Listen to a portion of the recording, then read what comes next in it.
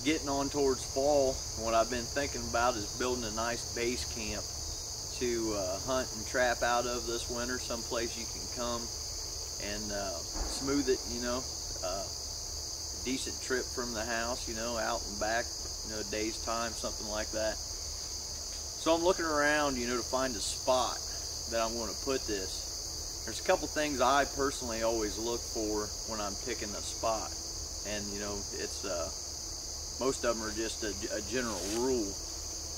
First, I look for resources. Okay, what's around? Right over here, I have a small creek, water. So water is a big thing on my priority list. Also, to this side, there's a bunch of deadfall trees for firewood. I won't have to travel very far to get, you know, usable wood for my fire to stay warm and to build this shelter. One of my main concerns is always the safety of the site. I want to look up and around, make sure there's nothing that's going to fall on my head, you know, directly above us, obviously, you know, dead branches and trees. But also, you know, I like to look around.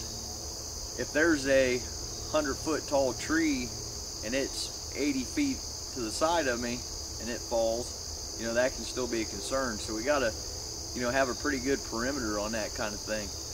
Also like to look at the ground, make sure this isn't going to get wet. You know, in Ohio in the wintertime it does a lot of raining, a lot of snowing. So I can look around here and tell that this ground doesn't lay wet.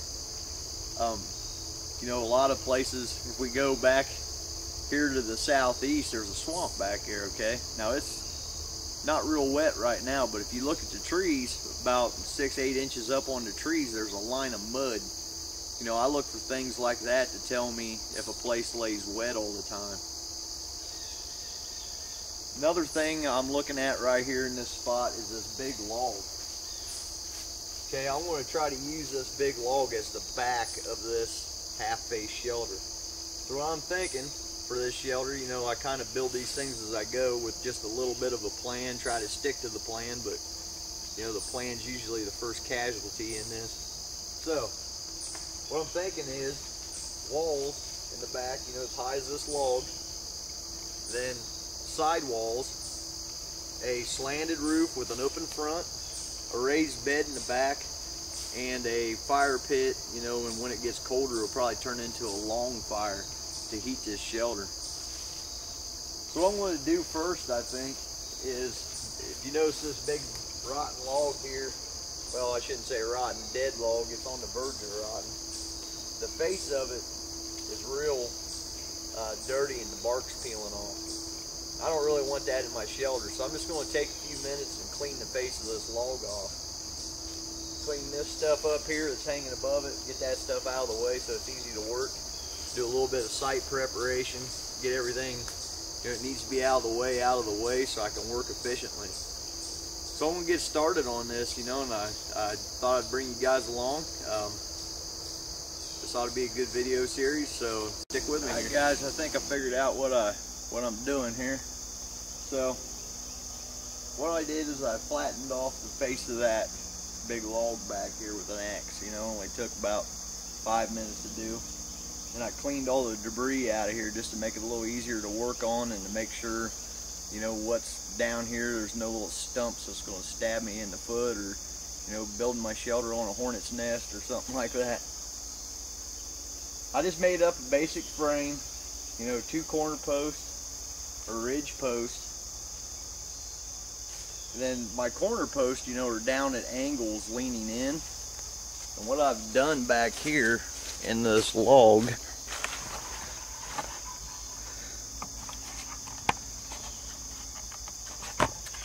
if I can zoom in, is I've made pockets in that log for my rafters to sit on.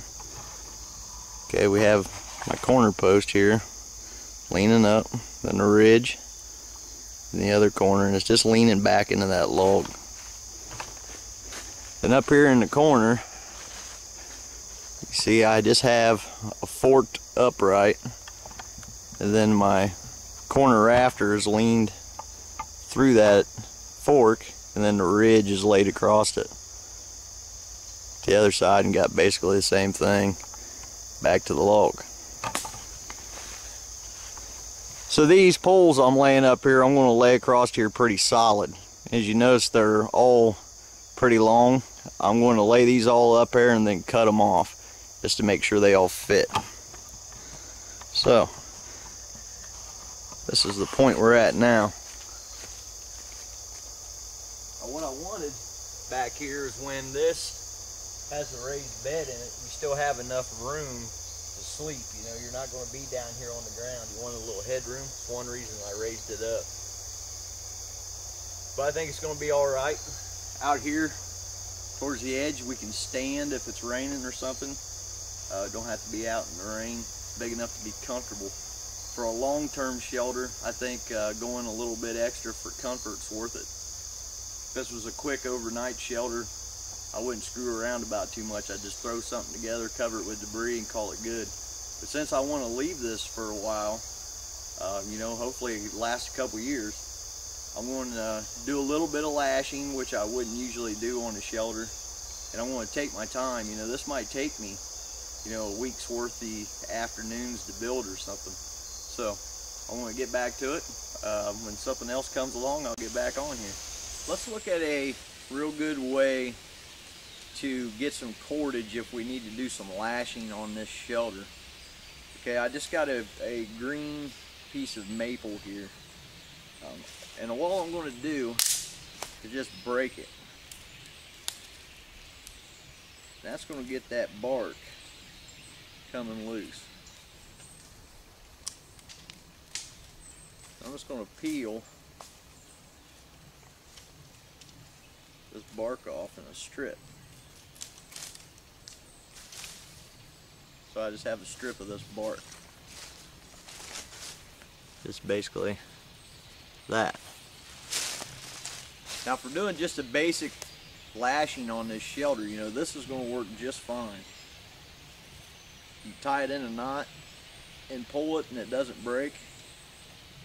So no reason to really use anything other than just that. You don't have to prepare it, you know, do a reverse twist or anything like that. Just use the bark just as it is.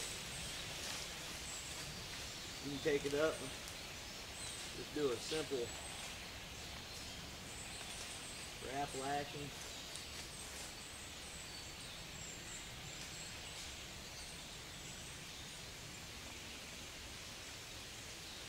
Tie it off in a knot. It holds the knot. No muss, no fuss, you know, quick and easy. Just a quick tip for shelter building, guys. Speeds the process up a lot if you need to do. Guys, it's been about 2 hours, and what I've done is collected a bunch of poles, you know, 2, 3, 4 inches around, and placed them about every 8 inches across the roof section and then vertically along the sides. So the next step is going to be to start weaving this together so we can get a thatching on it. I've already started on the side, so we'll step around to the side and I'll show you what I'm doing. Over here on the side, what I've done is just put a bunch of vertical pieces in, pretty close together, and I took and bent some horizontal pieces around. I just hooked them behind in the back and then bent them around and hooked them in the front. Now what I'm doing is taking a bunch of these small branches like this. I'm just going to start weaving this stuff up through here. I'm going to start at the bottom and work my way up, and I'm going to get a pretty solid mat of this stuff going. I'm just going to weave it through and tuck it wherever I can.